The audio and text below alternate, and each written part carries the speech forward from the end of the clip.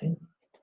All right, we're ready to get started now. I'd like to welcome everybody out to the support group today for diabetes.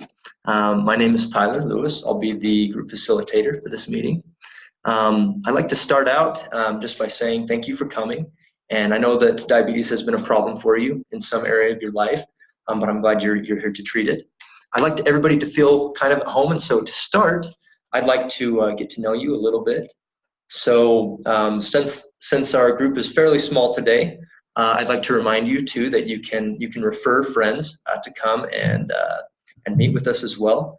That's the way that we're going to get the best support possible for the community. Also share our Facebook page that we've created and the Instagram as well, so we can get as many people as possible.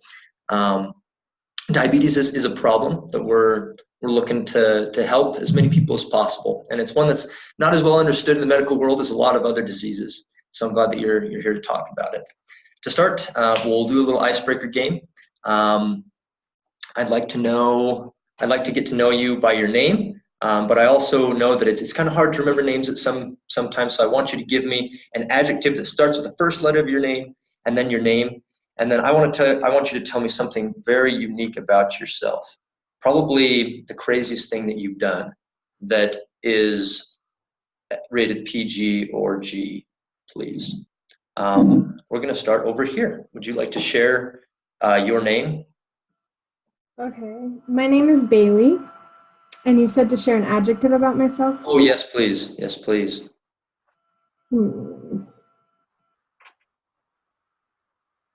I don't know any adjectives that start with B. Well, the most unique thing about myself, I'll just skip to that then. Okay. I did gymnastics when I was younger. Very nice. Very nice, Bailey. I guess quit because the facility burned down. Oh, no. So I guess that's unique. That is extremely unique. Bailey, I will probably not forget you now because your gymnastics facility burned down. Did you have dreams of going to the Olympics before that? No. No? Okay, well, I guess that's good. Not good that your facility burned down, but good that you didn't have those dreams that were crushed by that. But Bailey, I'm definitely going to need an adjective, and I'm going to give you some options. Bodacious is a very good adjective. Bubbly is also a good adjective. Buff would be if you consider yourself buff, but not in the slightest. Okay. All right. Maybe bubbly, but bubbly. Okay, I'm okay with that. Bubbly Bailey, that's a lot of B's. I'll be able to remember that. Bubbly Bailey had her gymnastics facility burned down, and that crushed her childhood dreams of doing gymnastics, but not of going to the Olympics. Okay, that's great. I'll introduce myself as well. My name is Tyler. I'm going to go with, for adjective, tenacious, because it sounds the best, and because I feel like I'm a very tenacious individual when it comes to schooling. So I'm Tenacious Tyler. Something unique about me. Well, I didn't have anything burned down on me when I was a kid, but I did have a fractured skull when I was a child. I got stabbed in the eye by one of those dollar store pencils. And so, yeah, I was stabbed right above the eye, like right about here. In fact, you can even feel the fractured skull still. My friends were fighting over a pencil. One of them let go, and the other one stabbed me right above the eye. Fractured my skull, and still to this day I can feel it. So you can remember me by Tenacious Tyler has a fractured skull because of a dollar store pencil. It's one of those big pencils, like, you know, those fancy big pencils. I'm so sorry. Yeah, that's okay. It'll help me remember my name. So this is great. Well, this is a pretty easy game because there's just 2 attendees. I'm going to try to remember my own stuff. Tenacious Tyler has a fractured skull. Bubbly Bailey, with a lot of B's, did gymnastics as a child, and her facility was burned down, and that's why she stopped. Okay, we've got that. Now that we know each other as a group, I would like to present to you a word that's going to help us with our with our objective today. Our objective I'd like to present as a group, we would like to raise awareness of diabetes in the area. And we're going to touch on different age groups as we go throughout this group, each meeting, each week. However, today I would like the objective to be focused on awareness of how diabetes works and how to control it, especially in the older generation. So I've got a word up here to kind of help us get started on this, to get our minds kind of going. I've got a word written on the board. It says habit, correct? Now, group, and by group I mean Bailey, Bubbly Bailey, I would like you to get started by just telling me every word that comes to your head when you think of habit. It can be related or unrelated. I'd like you to start. I'm going to write these down as quick as I can. So go ahead. Like specific habits? No, just words that have to do with habit. Anything you can think of.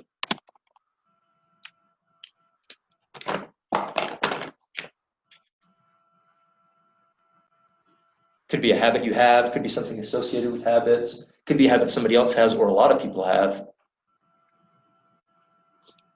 Now these markers are going to work.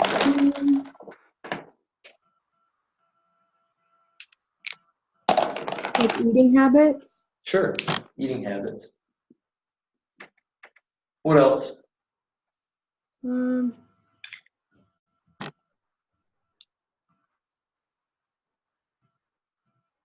Like behaviors too? Yeah, sure. Behavioral. Keep going, Bailey. You're doing great. Your team's got your back. Myself. That's right.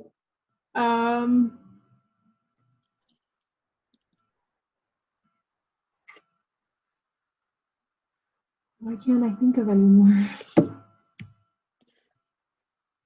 Give me two more words that just have to do with habit.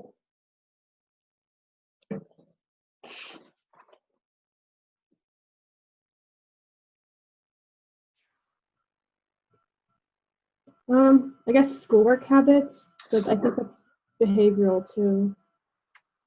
Sure, we'll put schoolwork. Okay, one more. One more.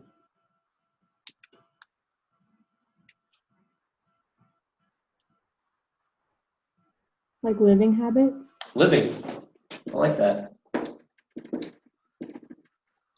Okay, so eating habits was the first word that came to your mind. I want to know why exactly eating habits was the first thing that came to your mind. What do you think of when you think of eating habits? Overeating. Overeating. Overeating. Whoops. These markers are bad. That's okay. All right. Overeating, you say. Do you know somebody personally that has had a habit of overeating?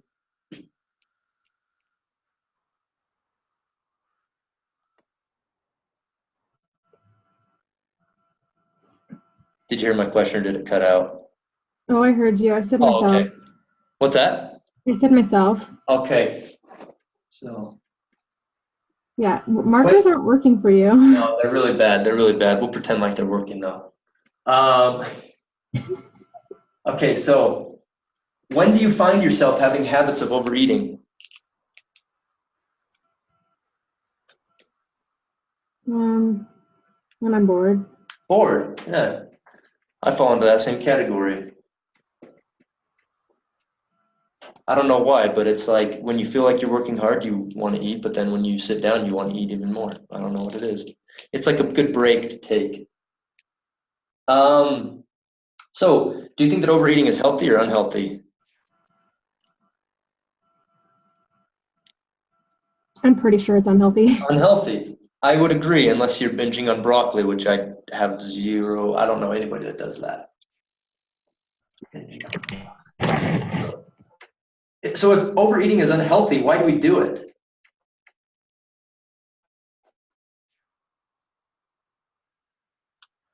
Time, and it keeps us entertained. Entertainment.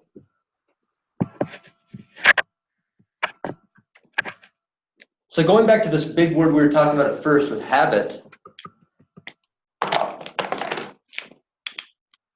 can habits entertain us? So how about, let's think about somebody with diabetes, for example. Do you know people with diabetes, Bailey? I don't think so. Okay. So I would like to ask you too, what's your purpose in being at the group today? What do you want to accomplish? To learn more information on diabetes. Learn more about diabetes. Okay. So that's perfect. So thinking about somebody that has diabetes, we'll talk a little bit more about like what exactly diabetes is in just a minute, but do you have a basic understanding of diabetes enough to kind of know what it does to a person? Mm-hmm. Okay, perfect. So if somebody with diabetes has a habit of overeating just because they need to entertain themselves or because they're bored, how do you think that's going to affect them more than an average individual?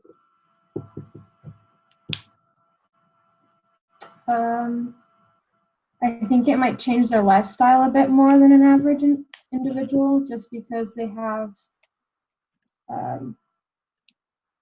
is it a lack of insulin in their body? That's correct. Yeah, it's the lack of they're not able to produce insulin. And, yeah. Yeah. So one thing that I'll look at, and we can look at these other habits as well, living habits, behavioral habits, schoolwork habits. I'll kind of touch on them a little bit, but as far as eating habits go, for people with diabetes, it's extra hard because I feel like all of us have some sort of bad eating habit. And personally, I'm here in the group because well, I want to facilitate it first of all, but also because I have a mother that has diabetes. And one thing that she has to endure is a strict diet, a different diet from other people. And she has to also watch and kind of count the carbs that she eats because those turn into sugars in her body, and her body's not able to break them down as much because she doesn't have the insulin. And so what she does is she'll give herself insulin, but as she gives herself insulin, it gives kind of a chemical imbalance to the body, and it causes, put in a nerdy sense, physiological changes in her body that are going to be a lot different than what everybody else does, or how everybody else's bodies breaks down the sugars and handles the insulin. So with her, I've seen just from her eating habits, the way that she can move her arms, the way that her feet are built, and the things that happen to her feet change based on her eating habits and what she's able to do. So habits of eating have a huge impact on those that have diabetes. So the question is, in these habits, in like an eating habit, we're going to want in this group to figure out what exactly to do to help people with diabetes with their eating habits. We'll touch on that in a second. I want to look at a couple of these other ones. Living habits, for example. Somebody that's, and this has a lot to do with eating too. Again, these markers don't work, but a living habit connecting to an eating habit, I mean, that's an everyday thing that they have to do. Living habits as well are going to change because they're going to have to give themselves insulin, whether it's via syringe or via a pump. A lot of people have the pumps nowadays. Scientists are coming out with new things all the time. They kind of have to stay up to date on the technology. And especially for the older generation that has diabetes, whether it's type 1 or type 2, it's going to be very, very hard and difficult for them keeping up with the technology if they're not familiar with the technology. So one of the things we want to do in this group is raise awareness of the technology that's available to the population that is in effect, namely the diabetics in our community. Eating habits are going to be a big one. We're going to need to describe to them how to break those bad eating habits and what it does to affect their bodies when they're not able to do that, and what it does to their bodies when they are able to do that, to have better eating habits. Behavioral habits, like you were saying, same thing. Behavioral, being able to behave in a way and be willing to make lifestyle changes, and being able to not. Some of them are going to want to fight the changes that come, but we're going to want them to not do that as much. So I guess schoolwork doesn't have as much to do with diabetes, but somebody with diabetes, they might be affected by schoolwork. When they're low blood sugar, they're not going to be able to focus in school. If they have high blood sugar, they're not going to be able to focus in school. It's going to change the way that they're able to adapt to that, especially in the younger generation that has school. So it's something that we can touch on as well. There's many other things we're going to be able to touch on as well, but just in this meeting, we're going to have a brief introduction. And I do want to ask though, what do you think that we can do as part of this group? What is something that you feel like we can do to help the people that have diabetes in this area?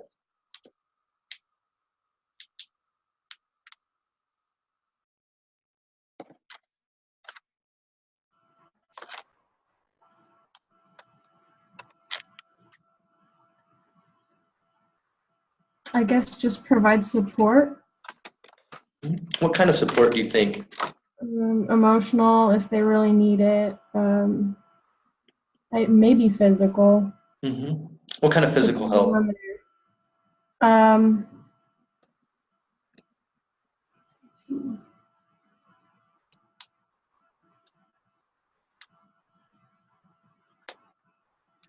you said what kind of physical? Yeah, what kind of physical help?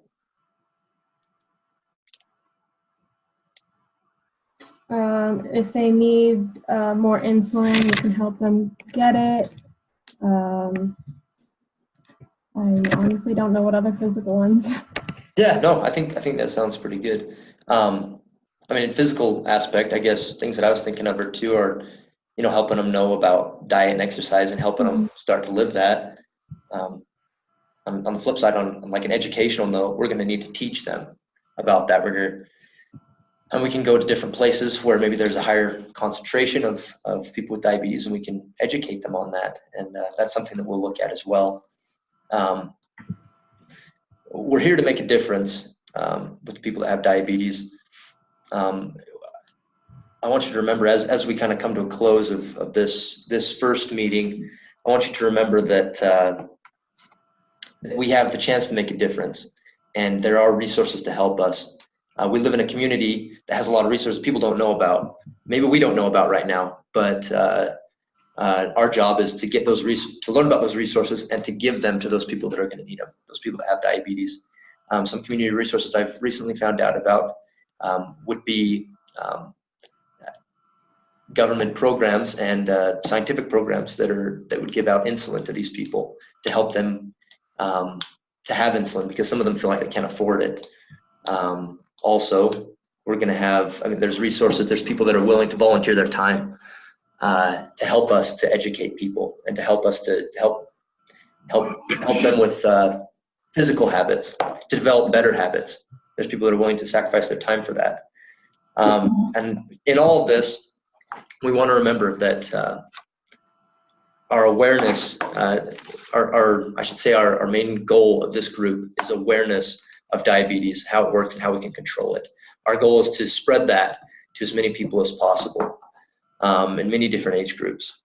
So I guess, first of all, Bailey, before we end, is there any questions that you have that you'd like to bring before the group about diabetes, about how it works, about the effects of it on people, or how this program is going to work? I don't think so. Okay, great. And I'll leave my contact information in case during the week you have something that you need to ask. Feel free to ask it at any time. We'll even open up a group chat on our Facebook page so that everybody in the chat can kind of help each other out before we meet next week. Before we end, I'd like to also give a reminder that this group is for support for those that have diabetes. We'd like to reach out in the community and help as much as we can, but we're also here for emotional support. We want to invite as many people that have diabetes or would like to make a difference because they have a connection to diabetes, and we'd like to help them. And we want everybody to know that everything in this group is confidential. The information that we share will not be shared outside of this group. It's also we're also part of a multicultural community, and as such, we do not discriminate based on race or religious beliefs or anything of that nature. If you have any complaints, come to me as a facilitator, and I'll be sure to take care of that. As far as confidentiality is concerned, as far as multiculturalism is concerned, and also be aware that you have the freedom to withdraw from this group at any point. This group is completely voluntary, and it will help the lives of many around us. However, you have the freedom to withdraw at any time. And I guess that will be the end of our meeting for this day. I'm really excited for this group, and thank you for coming. And we'll go from there. Cool. All right. Thanks for coming, Bailey. So I guess at this point, we end the meeting, but then it's going to be your turn next. So you're just going to you go ahead and be the facilitator for me now, and then we'll do a 10-minute like figuring out what's kind of tough. Okay. Well. I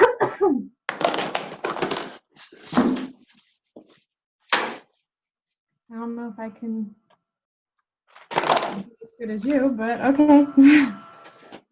You'll definitely be as good, probably better because you're bubbly.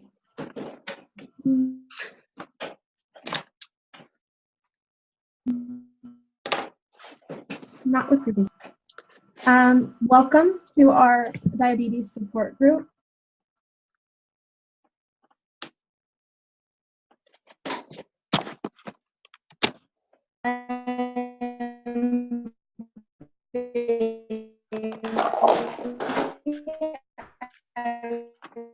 Myself. I'm still in school currently, but part of my time I do spend doing support groups for others because it just seems fulfilling.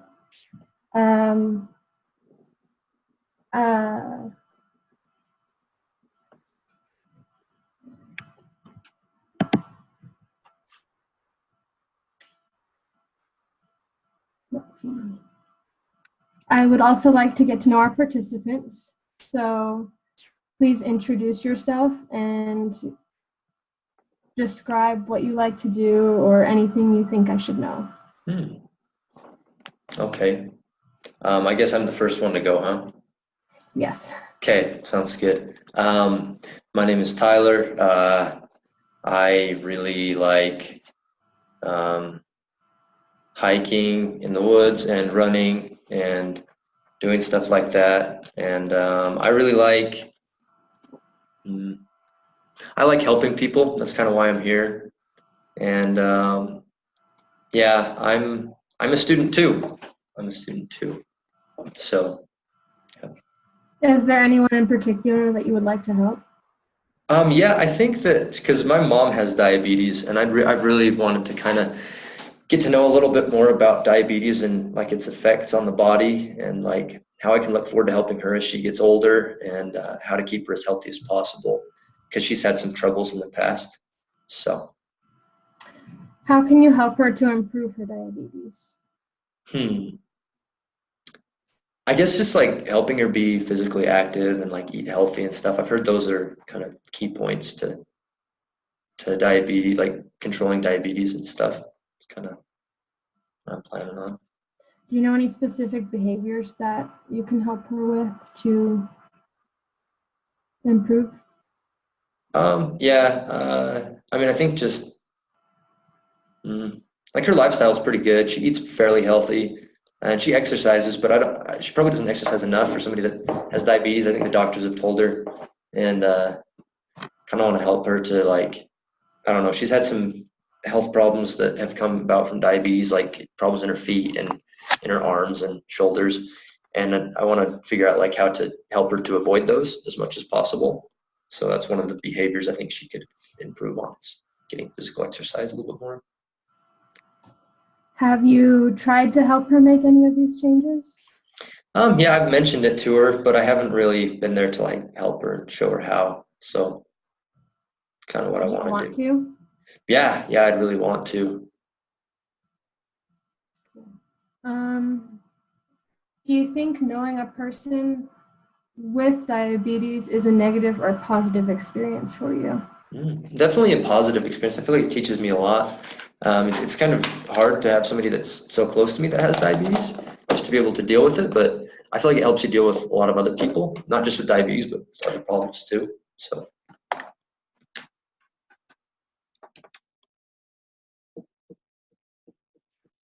What can you specifically learn from this experience? Can you repeat the question? What can you specifically learn from this experience? From my experience of living with my mom? Yeah. Oh, I don't know. I feel like I can kind of learn to help other people, learn to like things that I have learned. I've learned to like be patient and understanding of like if somebody has like a physical ailment, and I mean it doesn't affect her all the time, but when it does, it's good to know what's going on. I feel like it's helped me kind of know how to deal with medical procedures a little bit more, because we used to have to help her get insulin as children. And some things I feel like it can help me too is just being able to help other people that have diabetes and help them know what to do to kind of overcome it.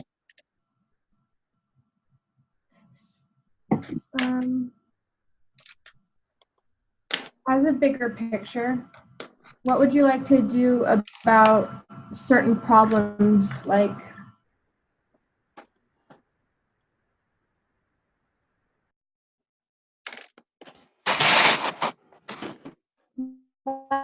diabetes? Like, what would you specifically? Can you repeat the question? Sorry, you cut out there for a second. As like a bigger picture, what can you do to support others, not just with diabetes? I'm guessing. From what you've learned. Yeah. I guess just that lifestyle. It's better to prevent than to treat. Better to live better, a healthier life and avoid problems that come from certain diseases than it is to live poorly and then try and treat them as they come up, because it just makes you an unhealthy individual and makes you kind of unhappy. So. What are some barriers that could prevent you from achieving those? Some barriers. I guess probably just kind of a habit thing. Like a lot of people, whether they're young or old, they develop habits, and being able to break them of those habits is really tough. Like if somebody has a bad eating habit or not exercising, I mean, it's not easy for any of us to break those habits, and especially somebody that's going through, that like a physical ailment or with diabetes, you got a disease you got to worry about.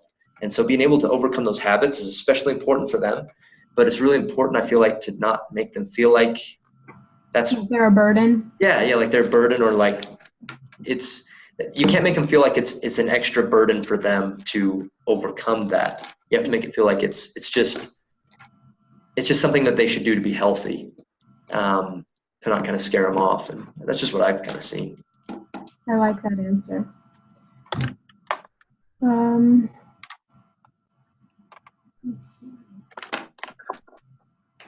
What benefits do you see from supporting others in that way? From supporting others? For you or for the person that you're supporting? I guess from supporting others, the benefits I see, is that what you're wondering? Yeah. It makes them feel like they're not alone. Makes them feel like they can overcome their challenges. They have people helping them out. Because if you feel alone in something, it's a lot easier to not want to overcome it. Mm-hmm. But if you feel like you have kind of somebody there to help you out, then you feel like you can overcome it a little bit easier. And that's one of the benefits. And you also just kind of feel good when you help people. So. Yeah, sometimes it's good to be the shoulder for someone to cry on. Just that support helps them. It's true. Let's see. What are some steps that you can take to help someone with diabetes or another illness or something? And it doesn't have to be medical. Yeah. I guess the steps would be, like, first off, gaining their trust, being their friend, and getting to know them, letting them know that you're there to help. Because if they feel like you're just there on responsibility, they're not really going to want to listen to you very much. So gaining a trust is kind of a big thing. Aside from that, I guess also after you gain their trust, being able to know exactly what's going on. So being educated in what you're going to be helping them with is a big deal, because if they don't think that you know anything about it, then they're not going to want to listen to you. So gaining their trust, being educated. The presentation of the education has to be something not boring, and they have to be able to understand it. So you have to dumb it down, but it has to be not so dumb that they feel dumb, if that makes sense. So being able to present it in a good way, and then being able to follow through and help them is kind of a big thing. So yeah, follow through, help them out. Yeah, I feel like that's a decent step process.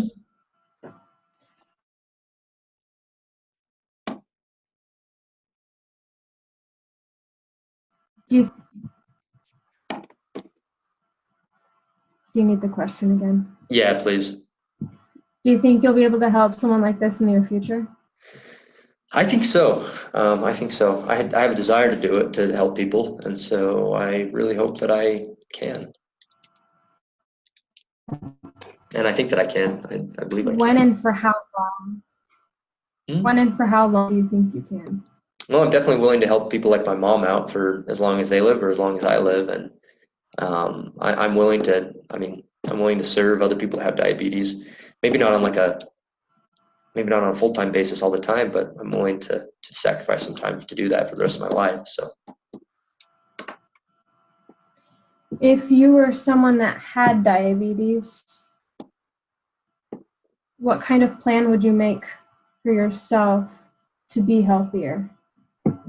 I think I'd have to take a step back and see like what my biggest problem was first, and maybe address that one. So like I'd have to make like a diet and exercise plan. The diet would be a really hard one for me, just because I really like sweets and also cheap food, and those have a lot of carbs, and so I'd have to kind of revamp everything that I'm eating, and I'd have to count carbs that I'm eating, and I'd really have to take a big step on that one, making sure that I'm getting daily exercise. That's a big one. And also I'd have to make sure that I'm connected. I don't feel like I'm connected all the time to kind of the science world and the medical world, and I'd have to make sure I'm connected to that, know what the newest kind of technology and help there is out there for diabetes. So how will you, like specifically, how will you change your diet or change your physical activity habits? Like specific steps you would take? I would sit down and I would decide which one is the most appropriate to change at that moment, and then I would make, like, for example, if diet was the most important thing for me, which it probably would be if I had diabetes, I would write down a meal plan, and I would look up the carb count in each of those, and I would look up how much insulin I need to put in, and I'd probably consult with my doctor about that. I'd make sure that I'm having regular visits with my doctor. As far as exercise goes, I'd make sure I have a daily exercise plan, keep myself healthy, and I would make sure that I have like a time in my week when I'm able to maybe do a little bit of research. And yeah, I think that's probably pretty good as far as personal health goes.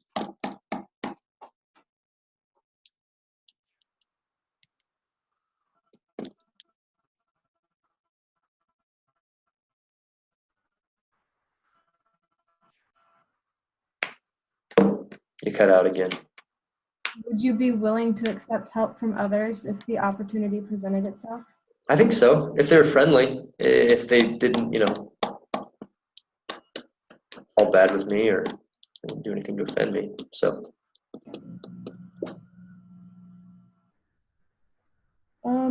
What types of activities do you think you can do to help with diabetes? Probably, like, I'm not trying to pretend to be a diabetes patient again, right? I'm just like, No, you can just okay. spitball. I would like to like organize exercise routines for them. I would like to educate them on diet as well. I think I'd be okay with that. I'd also like to explain the physiology and the science that goes into like diabetes, make sure they were aware of that. So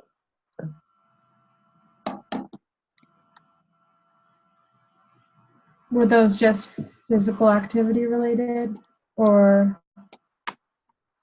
oh no, any of them. I mean, I would really like to be part of like the physical activity, like educating on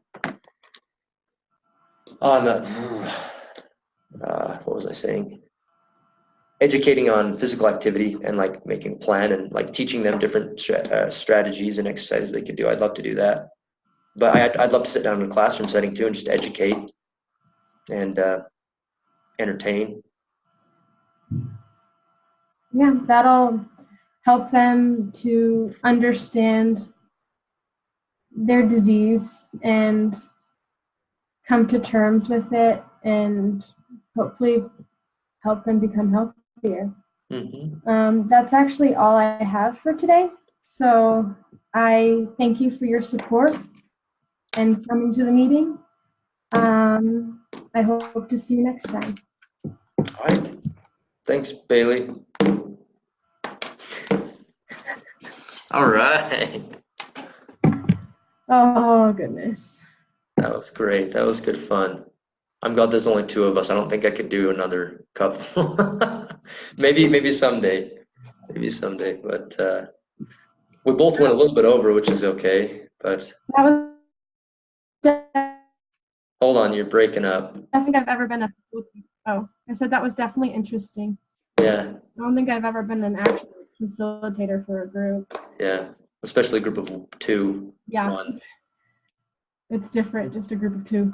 Yeah. It's probably tough with group of two. But I mean, honestly, that could be how a group starts out. I mean, ideally, you don't want too many people. Like you were saying in the book, you want like 5 to 8 people or something like that for.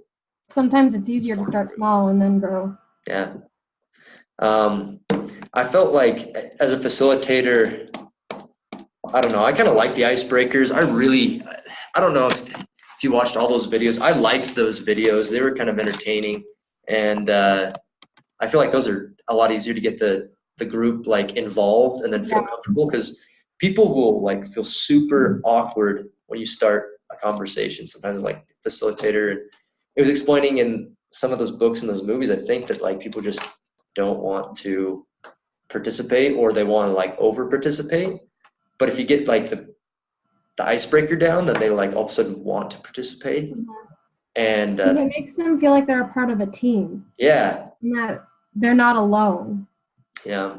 In the process. I thought that was kind of cool. I thought, so I liked that aspect of it, and I feel like it was a good transition into the thing, the group. I feel like as a facilitator, I probably should have planned better, like how to stay on track. I don't know. It was kind of difficult to know exactly. I probably should have had not such a broad like objective. Yeah, like define your plan like even deeper. Yeah. Yeah, I feel that too. And like trying to focus, like trying not to mumble, but to involve everybody, like is a little bit tough, just because you feel like, because you know the answer as the facilitator, you're the one that's educating, you know the answer, and you like want to tell people what to say, but sometimes you don't explain it very well, and then they don't know what to say, and so you just have to you have to rephrase your question as opposed to just answering it for them. Well, that, and you just can't plan it for specific answers because everyone in the group could be at a different stage in the process, so it just might not work that way. Yeah. Dictated answers. Yeah, true that. It was kind of hard to stay on track too, because like I had an outline plan, but I probably would have added a few more things. Just because, like, I don't know, I feel like there was a goal, and the goal is, and I mean, it's just a hypothetical facilitator experience, right? But like being able to make sure that people don't just like lose focus of what they're actually supposed to be doing, or like the activity that you actually want to plan. You don't want to just go to a meeting and like nothing gets done, which I feel like would be kind of easy if you get sidetracked. Just talk about diabetes and then like, well, what are we supposed to do about it? Well, I don't know actually. We talked about some ideas, but we'll talk about that next week, and then nothing gets done. Yeah. How ward council is sometimes. Being a facilitator is kind of hard. It is kind of hard. Tip my hat to the bishop for doing that each week. Ward council. Pretty crazy. Anyway, yeah, that was cool. I don't know anything else to add. I don't really know. I think we talked about it. Pretty good. We have quite the long video, I think. I'm not sure exactly how long it is, but If it's over 30 minutes, it should be good. I'm going to stop it. We can keep talking.